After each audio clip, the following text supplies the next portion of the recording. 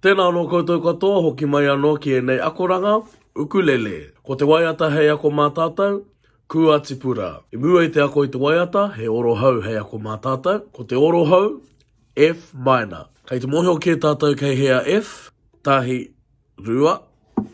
Ko F tēnei, heoi ko F minor, ka neke a kōroa ki konei, ki te aho tuatahi, riwha tuatahi. Ko māpere, ki te aho tuatoru, riwha tuatahi. Ko kōiti, ki te aho tuawhā, riwha tuatoru. F minor tēnei. Ka pai? Ki ako tātou ngā oro, mō kua tipura. Kei te oro C tātou. Toru, whā. Oro timatanga. C, C7, F, C,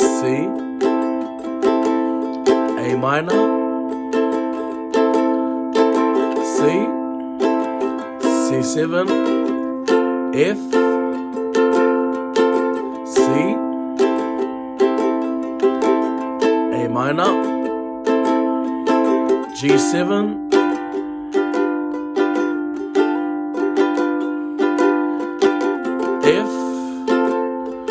F minor, C. Ka pai? Kia waiata tātou i nei, C. Kia rite mai.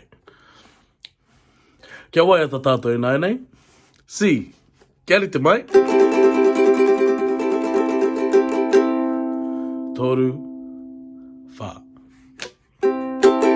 Oro timatanga.